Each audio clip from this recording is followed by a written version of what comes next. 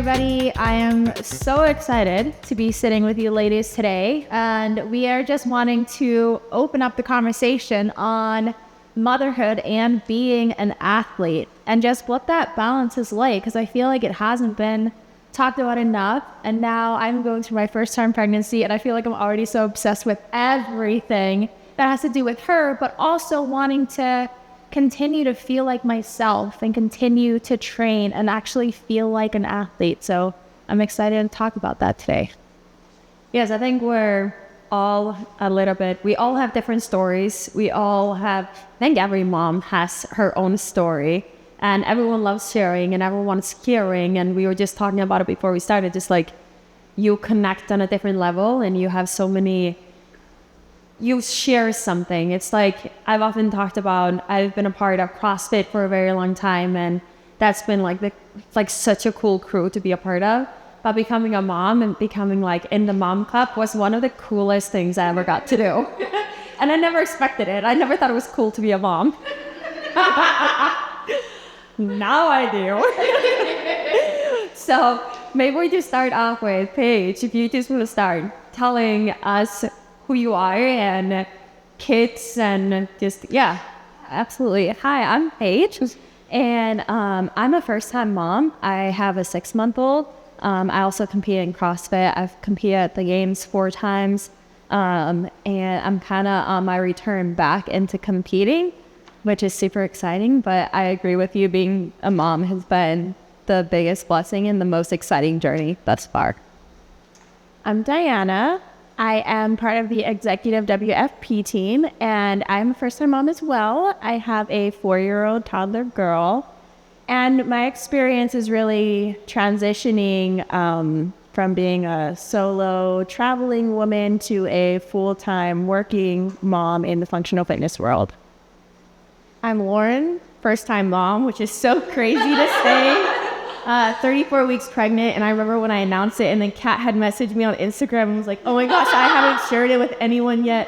I'm a week behind you. And I was like, really, this is so crazy. And then obviously to see Annie pregnant with her 3rd baby, like it literally feels like just yesterday. We were training in Iceland like 3 years ago, like training the hardest ever. Been at the CrossFit Games 9 times, 5 times on a team, 1 time with Annie, and 4 times individual. So excited to be here. Like I said, I think we have a great mix. So I can't believe I had the most amount of kids.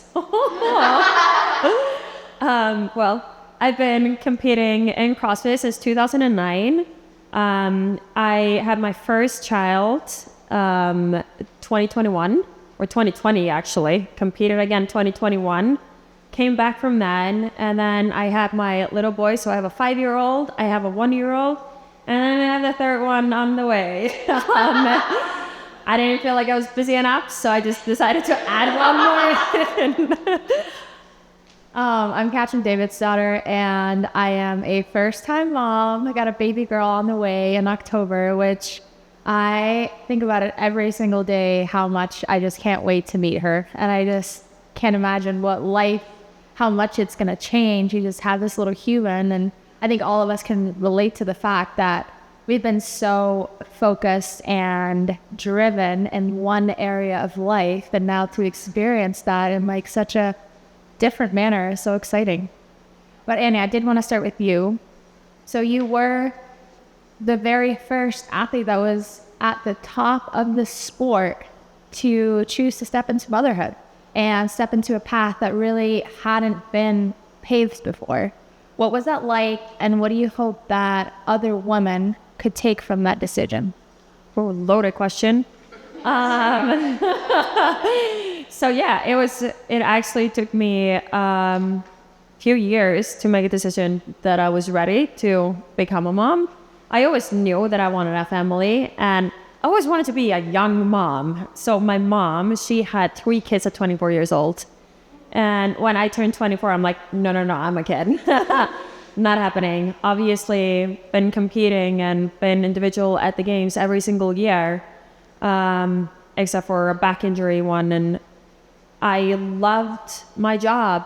I loved what I was doing. I was passionate about competing, and I wasn't ready to stop because I felt like I was still getting better. So it was 2018, I thought might be my last year. 2019, I thought might be my last year. And I get emotional every year at the games because I'm like, this might be the last time, Frederick. And then I was just never ready I was scared. I was really scared. And then I went to Orlando with all of my family in 2020. And it was like right before Easter because I decided I'm doing the games again, but I am going to live life. I'm going to go on vacation and I'm going to like do everything I want to do with family. And my brothers, I have 2 older brothers, and they both had 2 kids. 3 and 2, kind of.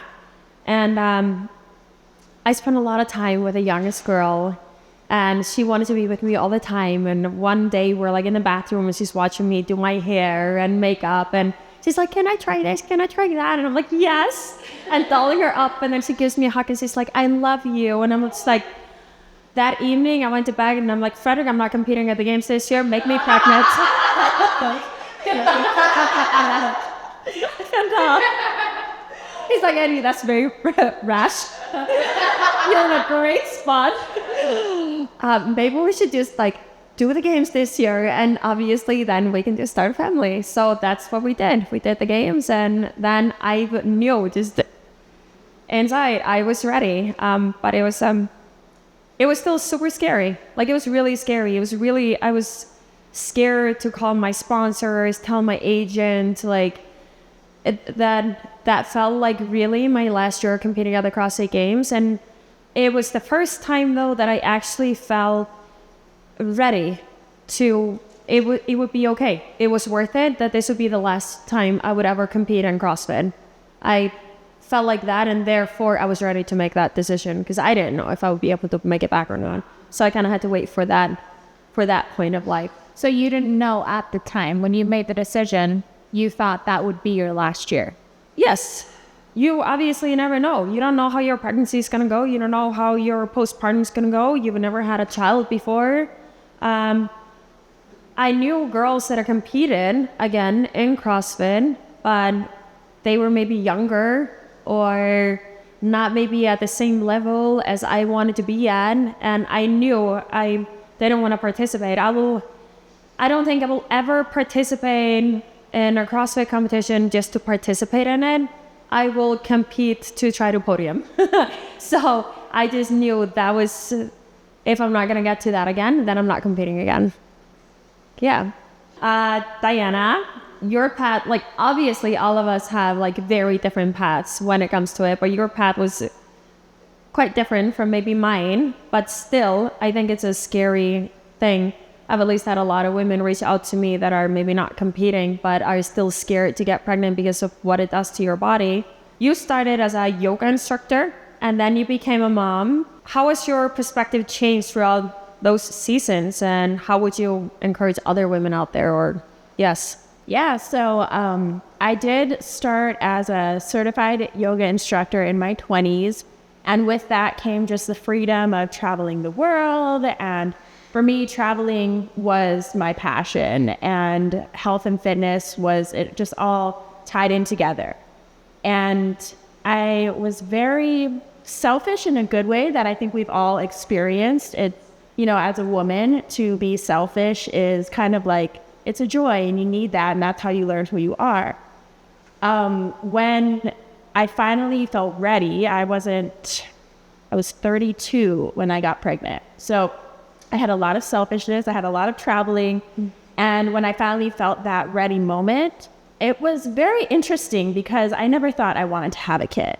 And then just like you said, something changes in you and you're like, it's time, I can do it. Like, let's do this. I'm ready to see what else I can bring to the world into my life. And that just shook everything. Like being a mother, I always, I thought I'd be really calm and collected because I was a yogi and I was like, I got this, I'm a yogi, I'll just like, everything will just flow. And I am not that kind of mother.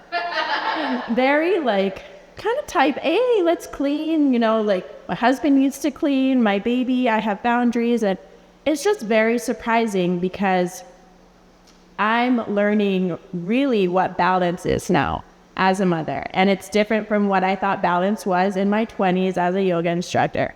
Balance is trying to stay calm in the chaos. and being really present for your kids, your daughter. And so that just, my perspective has changed immensely from being proud of being selfish of who I, in those traveling moments. I'm so proud of it. I was so strong and independent. And now I'm proud that I am selfless, that I'm grounded, that I would put my daughter above everything else, that I will stay home and not travel and be happy about that. So big perspective shift. Wow, I love it. It's also just like something you can like connect with as a mom, and you're gonna feel it. But like, I was a very stressed person, and I was very stressed when I had Freya, and everything had to be perfect. And temperature, I would like, Kat knows this about me too. I'm like everything has to be perfect. I'm a Virgo, and I am a Virgo. So I would be like, ooh, it's too cold in the room now. Close the window a little bit. It's getting too hot. I would go and open the window a little bit. Feel her skin. It's like, oh, constantly. I would even have an alarm in the beginning to just make sure that she was fine in her bed. And if she had to like get some milk, I'm like, I'm here for you, babe.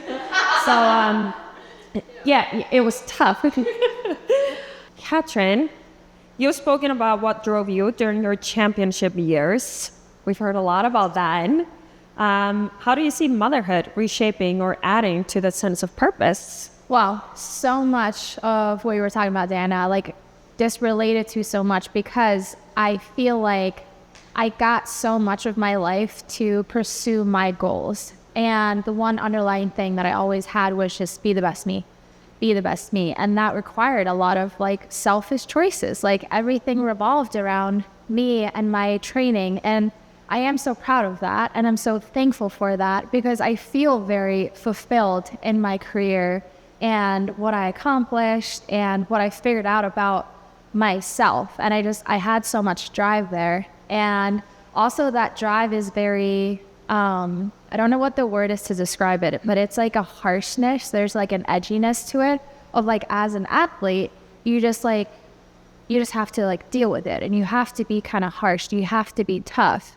And in a very similar but opposite manner, like, yes, I want to be the very best mom to her and the best version of myself to her, but it's in a much more nurturing way, and it's in a much softer way. And I don't want to be selfish for myself. I want to be I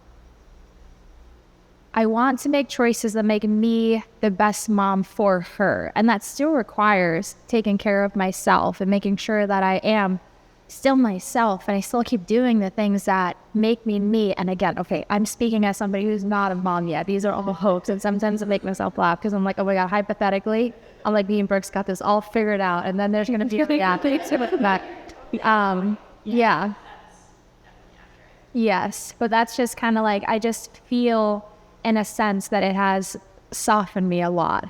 And just, I'm so excited to just feel this more nurturing side of me come out. And then I hope the same drive and the same kind of hope to just be the best me again can come out in a very different manner this time. Wow, I absolutely love it. It's also, I think we've all been in that spot where we have to put ourselves as priority number one.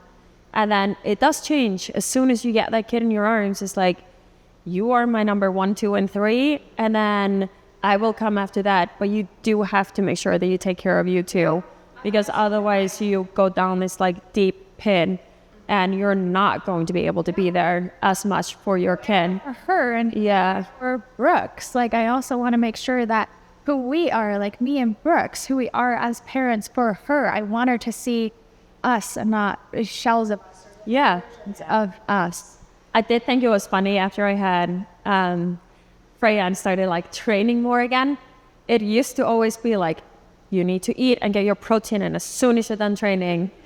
I feel like, okay, baby needs food, get baby food, make sure she's good. And then it's like 40, 50 minutes later, Fred is like, have you had food yet? I'm like, no, we will get to it. Yeah, it's insane how much you put your child first, and then you're like, wait, did I eat today? Exactly.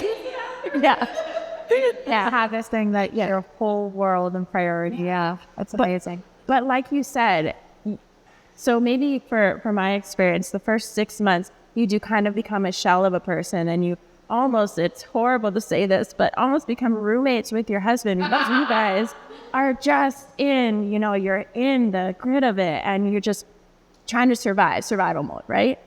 But filling your own cup, putting yourself first, that's something you have to almost relearn. Yeah. From someone who's selfish, I had to relearn how to fill my own cup. Little things, start doing yoga again, get back into fitness, eat on like scheduled times, you know, so that you can pour into your child and your husband and, you know, be the best you. Like, yeah, it'll come back. And that's the great thing, when you start to see yourself come back. Yes. Mm-hmm. Well, Lauren, we are on a very similar timeline, which I love. And you've always poured a lot of energy into more than just competing, like building Grown Strong, which you've been doing for so many years in such an impressive manner. But as you step into this new chapter, what excites you most about it, and how do you see motherhood fitting into that? I mean, kind of what you were saying earlier, I feel like for the longest time we were training to be like the best possible athlete. Like we dedicated our whole lives to this. And now for me, I mean, for all of us here, like we want to be the best possible moms. And I'm just like so excited to meet her. And like for me, obviously everything that happened with my mom passing away, like, and how amazing my mom was, like she truly was my role model for life. And I don't know how she did it with 4 kids.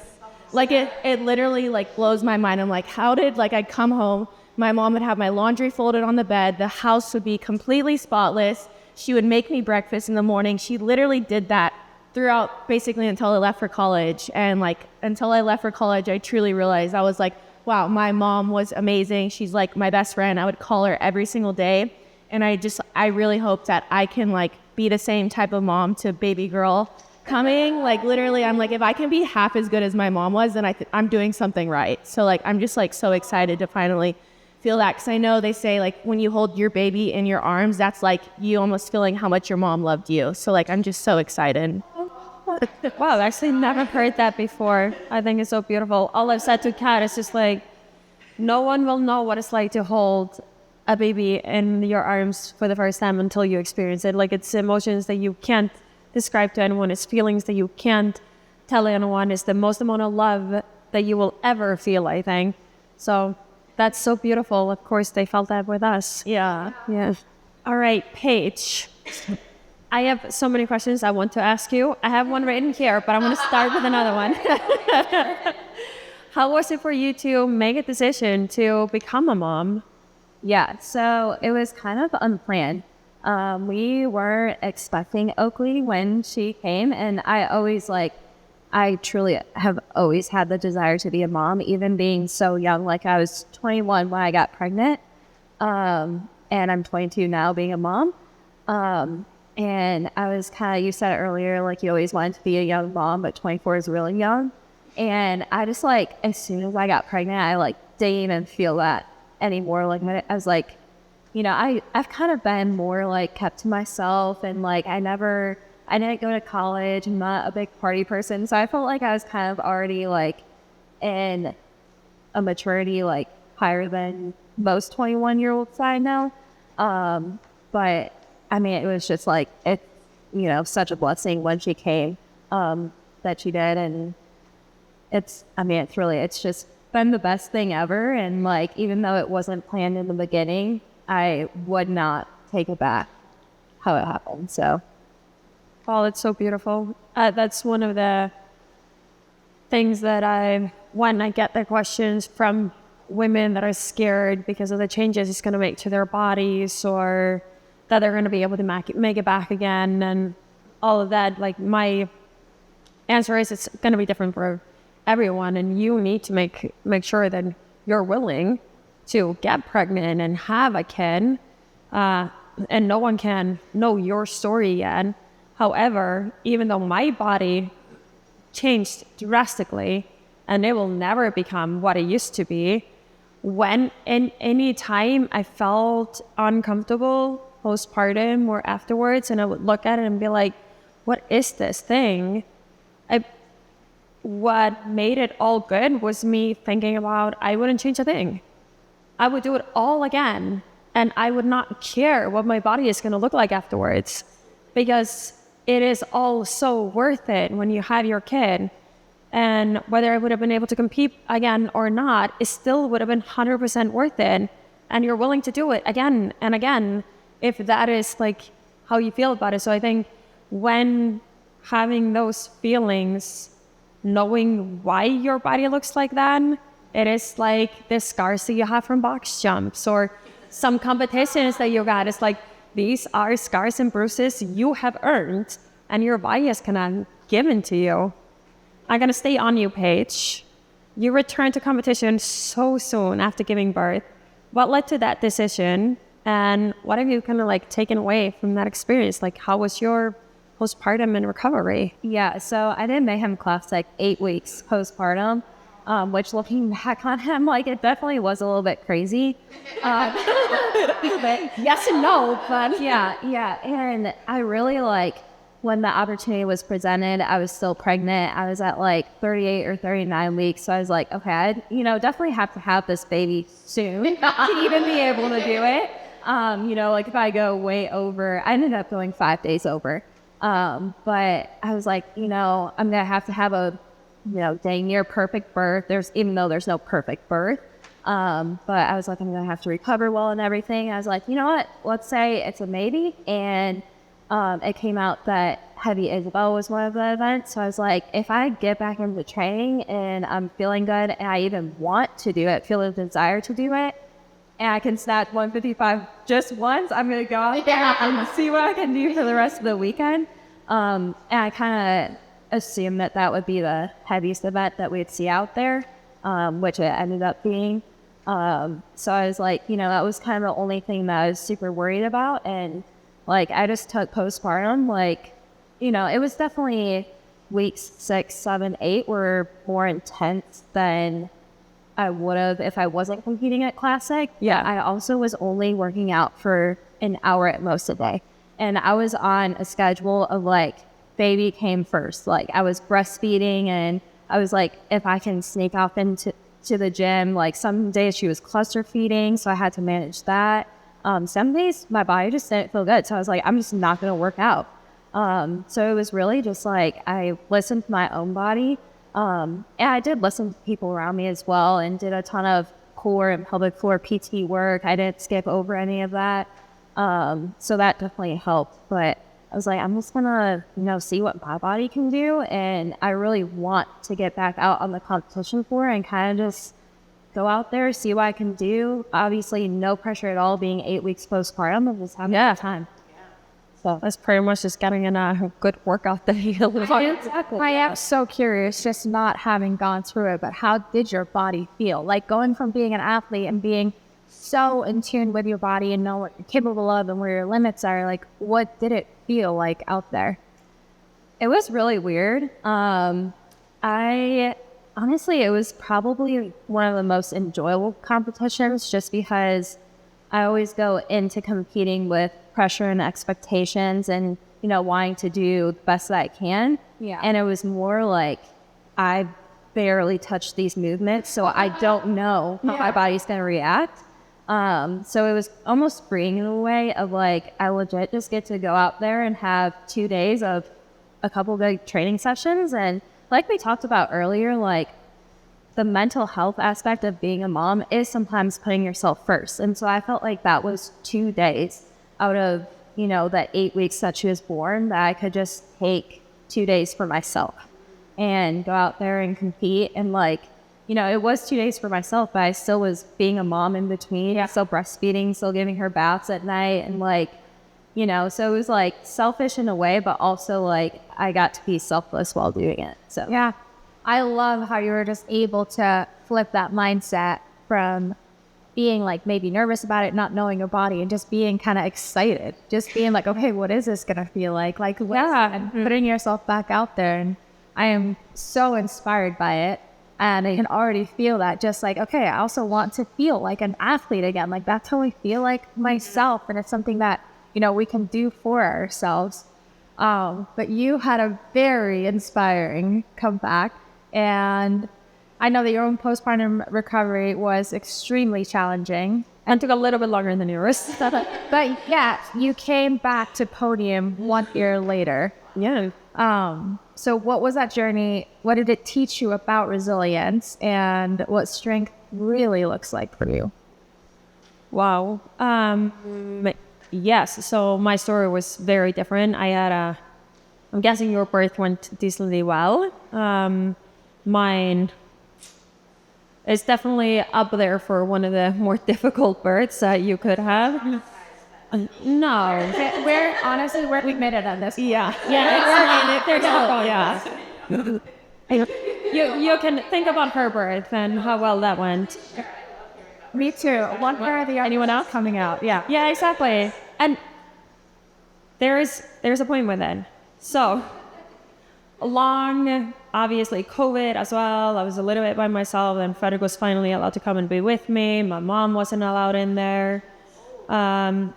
3 days in labor, 4 hours in pushing phase. Finally brought into like the surgical room and like got full numbing, and then with like a few extra pushes, like I don't know how many people were in there holding me down. Like it was like a movie. It's like ridiculous. I could just see all the blood like going into all the lines around me with the pressure in my body. And it was like, it's ridiculous to think back about it. Anyways, I lost 2 liters of blood, a little bit more than that. I tore very badly. I was pretty darn messed up. It took 2 hours to stitch and make me decent. She was super lactic. I think that's what stuck with me the most.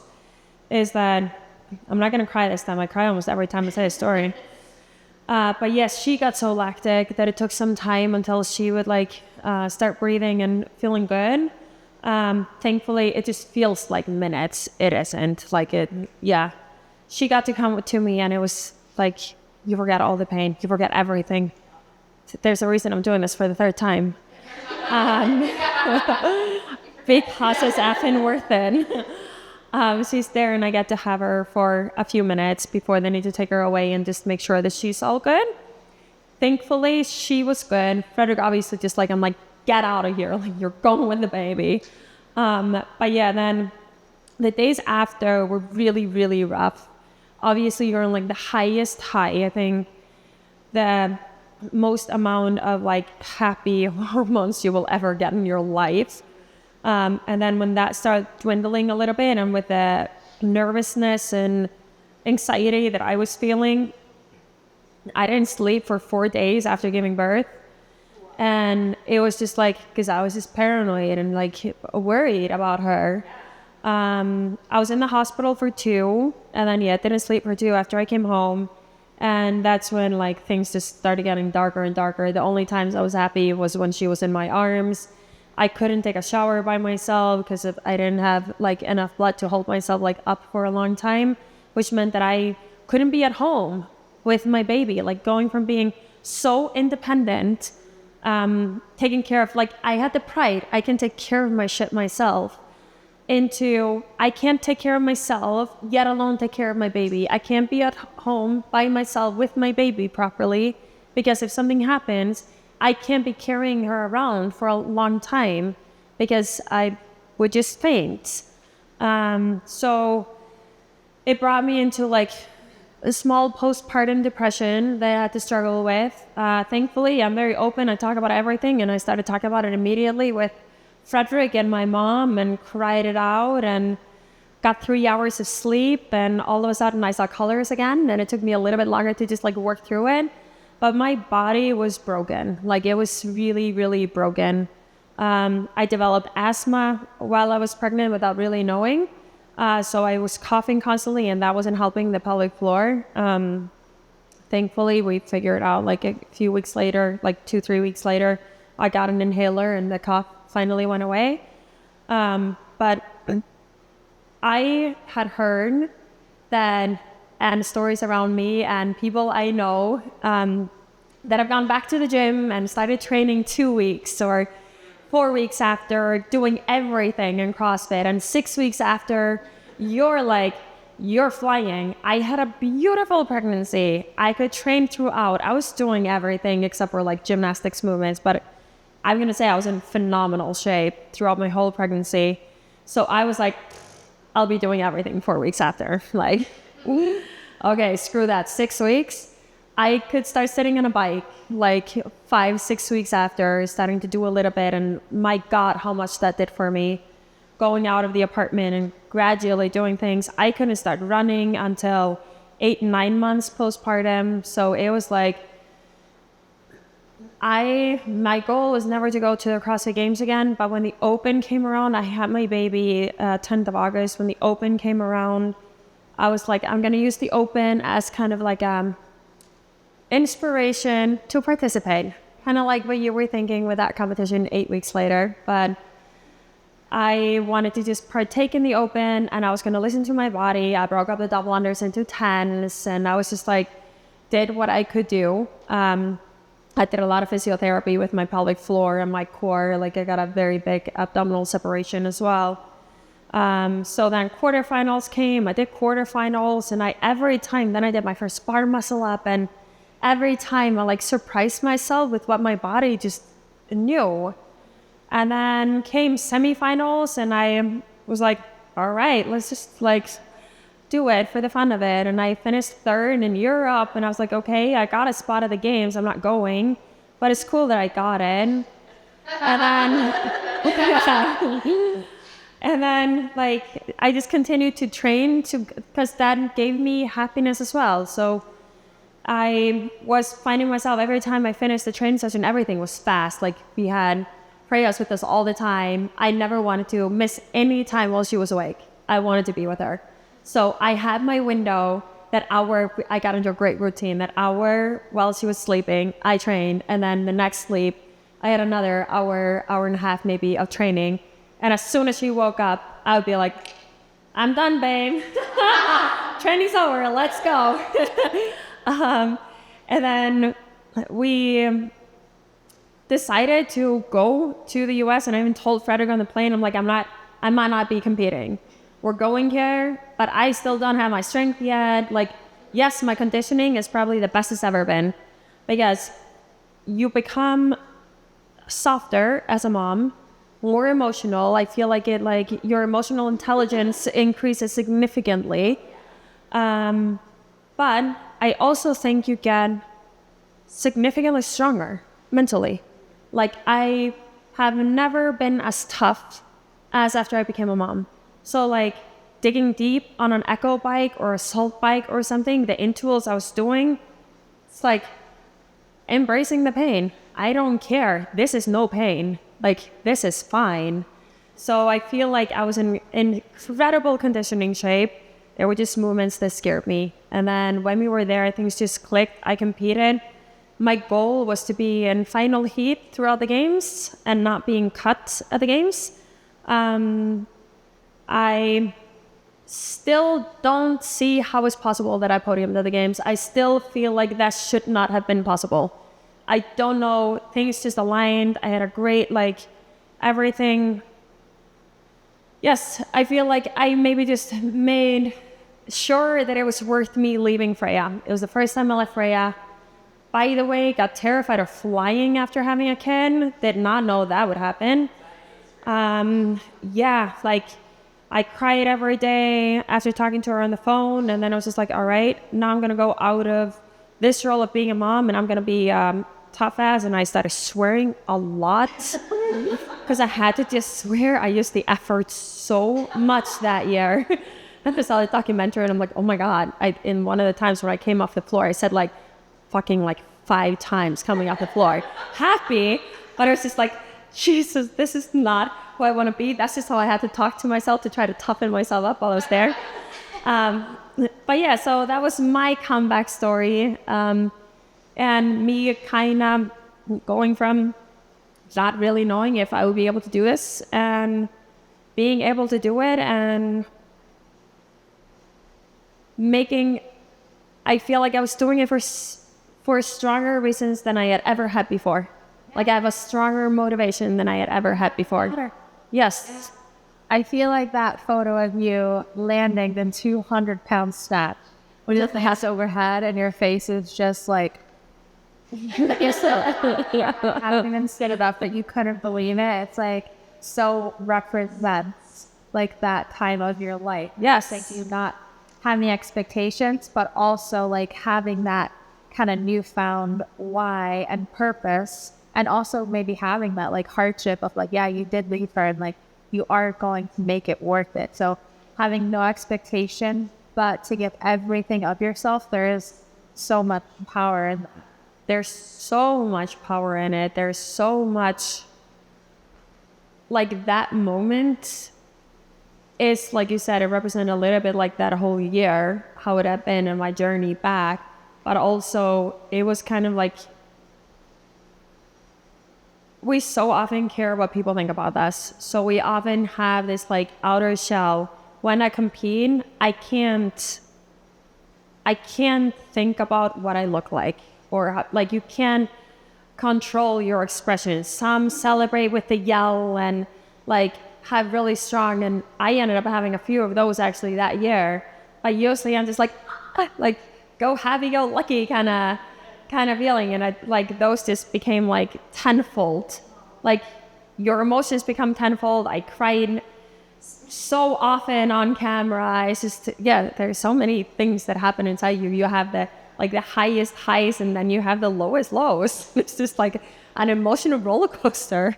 And, you know, I feel like what you said around postpartum is such an important discussion for women, and especially for soon-to-be moms, because there's almost like a stigma around it for women to keep it together. Yeah. And like you said, the emotions, like I am still so emotional and I have no idea why. And my daughter was born 4 years ago, you know? Yeah. But that emotional, like that empathy, the highs, the lows, you like open another door. Yes. And going through that postpartum, for you to talk about it and for other women to hear about it, and for you guys, if you do go through it, so important to talk to people, because women, so often we like keep it inside and we're like, we got this, we're strong, we don't need to share. But that's when it starts to get dark. So sharing your journey and, you know, opening up like that is so huge. I went front and back about it so many times if I was going to share it or not. But then I was with my girlfriends, and I don't think I get embarrassed very easily. And I usually just share everything. And I started talking about this. And then one of them shared with me that she had had postpartum depression for a full year before she was able to like work through it. And I didn't even know. And then I was like, all right, like, I need to just put it out to the public. I never was going to be like a representative of it, but I was like, I'm not embarrassed, and no one should be embarrassed about how they feel. Like, these are emotions that we can't control. It doesn't mean that you don't love your kid as much. It doesn't mean that you're not as good of a mom. I was constantly over my kid. The only times where I felt happy was when she was in my arms. So it had nothing to do with that. It is something that just happens. You have so many hormones that are going up and down during these times. You even feel it when you're pregnant, the hormones. So how are you going to feel like immediately after giving birth? You're going to have strong feelings, and it's only going to make things worse if you don't have the right people to talk to about it. Even just like feeling like something's wrong with you. Yes. That feeling, that's why it's Yeah. actually knowing that, no, it is normal. I just remember I was sitting, I was watching Big Bang Theory, and Frederick couldn't make me any food. I didn't want any food because I wasn't sleeping. Like, yeah, I didn't feel like I wanted anything. And yeah, Big Bang Theory's on, and I just started thinking, like, why are people even acting in this show? We're all gonna die. That's when I knew it was dark. That's when I decided, I'm like, Frederick, you need to sit down. Like, we need to talk. There's something wrong. It's so crazy because every woman has a different journey too. Like some women, like you said, you were only happy when they were holding their kids. And I've heard of some women don't even want to be around their kids. And it's so real and it's unexplainable. So it's, something that I'm glad that it's talked about more and more lately. Yeah, very interesting perspective. Yes. It's real. It's real. That's what motherhood is. It gets real and raw. But Lauren, I did want to ask you more about like the influence that your mom had on you and your life, because you were so close and you mentioned everything that she would do for you and your family and just how she was. What are some examples that you are inspired by and would love to move through you and to your daughter? Well, my mom, dad, I love how we talk about, I feel like being pregnant and just being a mom makes you more like soft and just emotional. My mom was definitely emotional, and I feel like I'm definitely getting that as well. There's like so many things now that I'm just like randomly crying about. Like I was crying. So Rasmus and I like got a stroller in Denmark because I wanted like a bigger bassinet. They don't sell that type of bassinet like here in the US. So anyways, we brought it back from Denmark to the US. There was a bump in the tire, like basically this brand new stroller. And there was like a bump, and basically Rasmus was walking. He was like, well, now we have a bumpy stroller. And I started crying. And I was like, I just want everything to be perfect for her. Like, and that's how my mom was. She literally like was my biggest cheerleader. Like, I just remember at games, she'd always be cheering all of us on. There's videos of her like screaming, like, go Cat, go Brandon, and like literally, always in the front. And like one of my favorite memories actually was the workout Linda. Funny enough, named after my mom. Well, not named after my mom, but the workout, Linda. Let's say so. Yeah. And at semifinals, I just remember practicing this workout. I'm not great at bench press, and then the dumbbell bench was just super heavy for me, and I didn't complete it under the cap in practice, like multiple times. I was like, I'm definitely like not going to complete this. So I told my mom, I was like, don't expect anything. Like, I'm not going to complete this workout in competition. And like one of my favorite pictures was literally my mom coming to the end of this, like, literally, it's like I think the time cap was 17 minutes, and I'm like on the minute 16, and I'm finishing the workout, and my mom is screaming at me to go. Everyone's already done. I'm like in laps in my heat, but my mom did not care at all. And I crossed the line, and like there's a picture of my mom just like so happy, and it's like one of my favorite pictures. It just shows like my mom did not care about like my performance or how I did. Like she literally just was like, you said you weren't going to do it and you did it. Like just always proving yourself wrong. And like, those are the type of things like I want to carry with to my daughters, like never caring about like the result or performance. It's more like, did you try? Or like, just like making sure she knows like, hey, like putting in, my mom knew I always put in the work, and just like, as long as I was having fun, like she loved seeing that I was having fun. And like, that to me is like something I hope to carry over to like our daughter, is just like instilling that into her. And so those are like some of the things that I hope to carry. Love that. Of just like, if somebody saw that photo, we should actually pull it. Yeah. It's one of my favorite photos in the world. I would think you would have wanted that. You would think that was in first place, but I was in last place in that heat. But she was like, loves you so much. She's your greatest supporter. She was always there, and just like, yes, that energy, like if you can bring that to your daughter, like she's the greatest no matter what. She's loved no matter what. And if anything, like I so believe my grandma was that for me.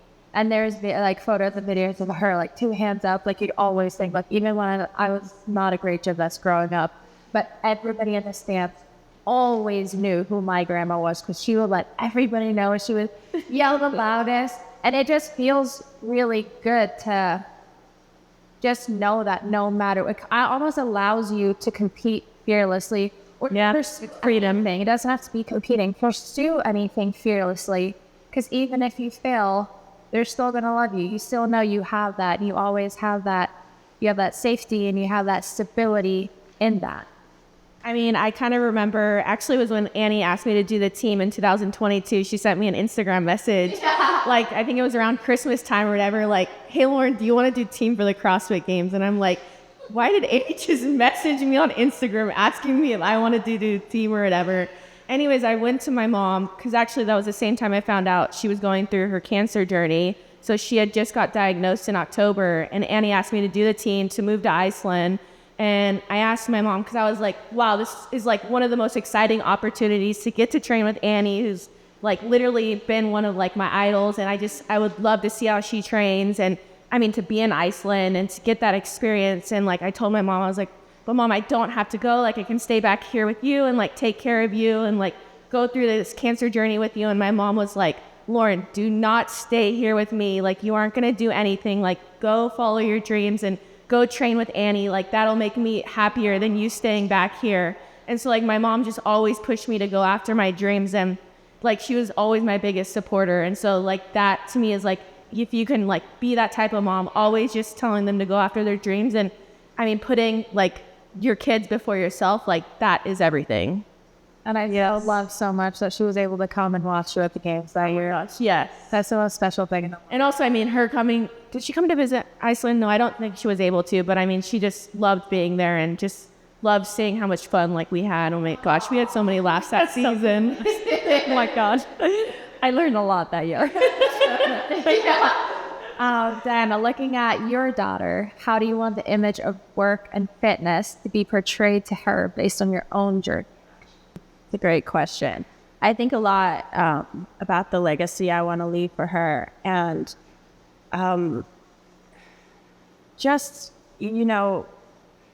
trying to find the balance. I didn't realize how much of a perfectionist I actually am until you try and do everything.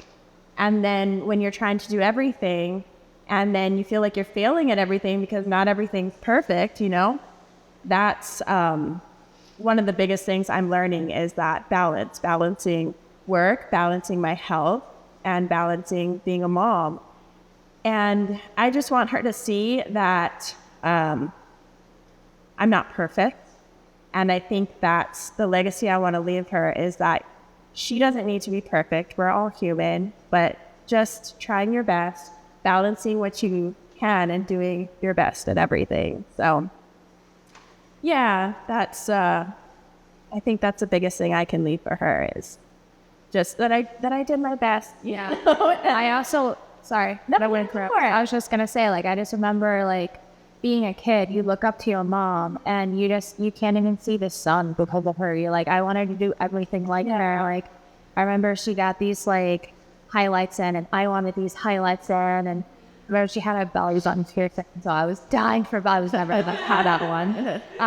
And she had these like sneaker shoes that had these like it's almost a blue chrome on them, and I was like, oh my god, it was the greatest thing in the world. Like, anything she did, anything she was, like, I looked so much up to her, and it's such a thing that like I think about so much now, because we all will have daughters, we'll have 2 sons too, but just being that for her, and like, you don't have to be perfect. Like, she loves you so much for who you are, and also how we speak to ourselves and how we speak around her is going to be influenced so much of how they're going to grow up. And because if we put a certain standard on ourselves and we have to be perfect, we have to look a certain way, have to be a certain way, they're going to grow up with that too. And so it almost is like a reflection of like giving us some grace. If we 100% able to give them that grace, or for them to give themselves that grace, is rather what I'm trying to say. Yeah, definitely. I thought that was one of the hardest. I think I resonate a lot with what you're saying, with like wanting everything to be perfect, and then you just have too much and you just start having panic attacks, to be honest. Yeah, exactly. So finding that kind of like a balance with all of it. And that's something I even talked to Frederick about when I was pregnant with our second one. I'm like, I have to be calmer with this one than I was with the first one, because otherwise I'm going to not only like destroy myself, I will kill you. Like, did it hurt? Were you calmer with the second? What? Were you calmer with the second one? So much calmer. Still, like, I don't have this whole like, oh, it's the second one, like the floor. I'm definitely like, he also just is a different character. I've had to just multiple times stop him from killing himself because he's just jumping off things. And like, yeah, he's definitely the girliest girl and the boiliest boy. But it's been just really, he's kept me on my toes, but in such a different way. But I thought it was just so funny. I was thinking about like, there's no pressure on my kids on what sports they need to do or that they need to be good at this or that. I just wanted to follow their passion and follow their dreams. But obviously, you decide. Like, I started going to gymnastics with Freya when she was 1 year old. And it was more for the parents at that point.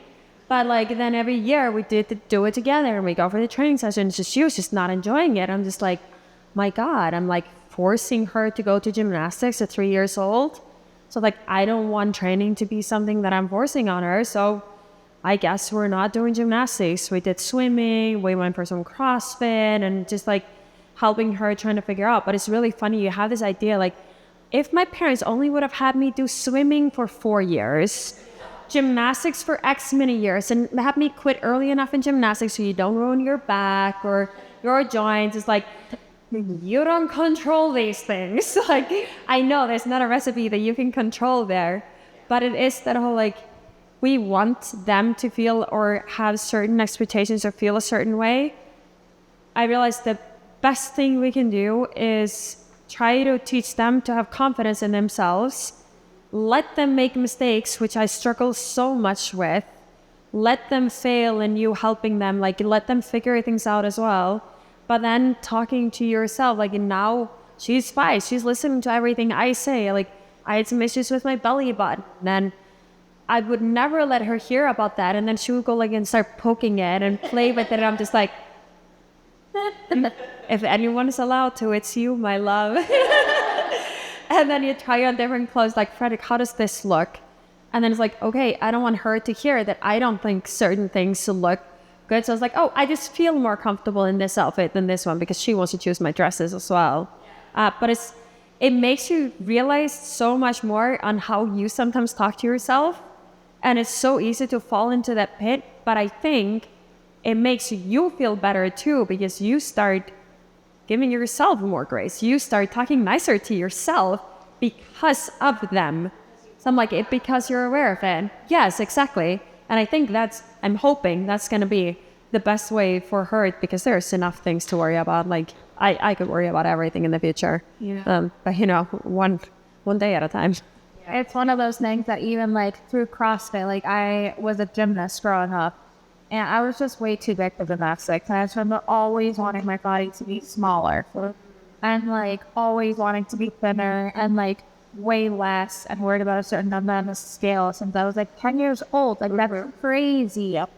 And through CrossFit just started really working on it for myself of just like valuing my body for what it could do.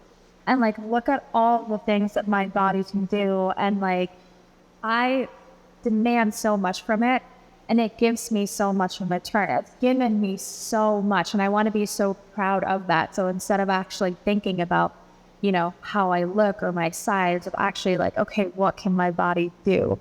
I'm thinking about that now, even more so in pregnancy. Like I have no idea how to make a child. But like it's the most amazing thing in the world when we have checkups and they're just like, she's perfect. And I'm like, oh my God. It's like, of course she's the greatest thing. You're one of the right call. And she has her little heart that beats and now she's getting so strong. Like, and actually she's like practicing, like, they always say like their kicking is like them actually building muscle tone. And then I've had I felt hiccups. You're like, oh my gosh, she's practicing her breathing and she's got her lungs. And I'm like, how is she just a fully functioning human in there? And so I feel like just pregnancy in general has just like taken that to a whole new level of just like, whoa, our bodies are capable of so much and so much more than we would ever know how to do. Mm-hmm. Like a new respect for your body. Yeah, I love that. And, can I add in on the legacy thing? Because you guys talking about those just reminded me of something, of talking about how we speak to ourselves. I never heard my mom talk nice about her body. And that really affected me because I just looked up at her and I loved her and I just wanted her to say nice things about her body. Yeah. So what I hope I pass on to my daughter as well is that she can look at herself in the mirror and not see her thighs or her hair not being right or her nose, but she can look at herself and be like, I'm beautiful. I'm perfect as I am. And I have to practice that myself. Yeah. I let her see me practicing that in the mirror so she can hear me. I love talking about myself because I look at myself and first things that come to my mind are, I don't look like these Instagram models. I don't like my butt. I don't like my legs. I'm just going to let you know you do. Yeah, I like it. I knew I came to the right talk. But, I don't let those, I'm so conscious that I don't let those come out of my mouth. When I look at myself, I say, wow, your hair looks great today. And this dress looks great, just to change that generational trauma that I experienced so that she doesn't say those negative things about her. And it's working. I see her in the mirror talking to herself. I'm telling you guys, this girl is like, it's just a joy to see what you pass on to them. It's amazing. So it is so cool. I was just going to say, like, I just thought, like, my daughter inspired me when she was just, like, naked in front of the mirror and dancing. I'm just like, you do that? Oh, that freedom. Like, your body is so freaking adorable and you're so cute and you're just so happy with what you look like. I hope that's going to last with you for the rest of your life. That you just stand in front of the mirror naked and just go like, yeah, do that, do it. Yeah, that's so good. Yeah, it's so good.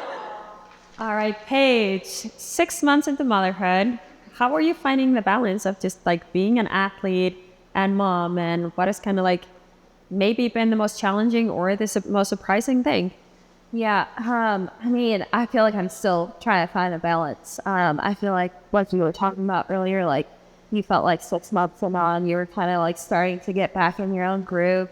I feel like I am still trying to find that, but I feel like getting back into competition and getting back into that old sense of purpose that I used to have, even though I have this whole new and greater sense of purpose of being a mom, but still like lighting that fire and getting back to where, not necessarily where I used to be. It's like, a completely different body. Like I grew a human for 9 months and I delivered a human, and like I'm still 6 months postpartum, and it's like it's felt like forever, but it's only, it's really only 6 months, which is crazy. So just having that grace with my body, but also having grace with like timeline of each day of, I've still kind of been planning things off of like, okay, this is when I have to feed her. And like, that's like my time is like, that's my enjoyment in the day. It's breastfeeding Oakley, which I did not expect that at all. Like that is such a big bonding time for me. I'm so grateful that worked out. And, it was something that caused a lot of stress in the beginning. And like, we were talking about earlier, like I had a giant oversupply, which turned out to be the biggest blessing ever. But it was also really hard to manage. Like I'd overfeed her and she'd spit it all up, and then we were both cranky and like there was milk everywhere and everything was sticky, and that was tough. So that was like something that was super frustrating in the start, but it's been like the most amazing thing and like such a cool bond to have now. But yeah, I mean, we're kind of just rolling with the punches, and I feel like they hit these new milestones so fast, and each month, each week, almost each day sometimes brings something new.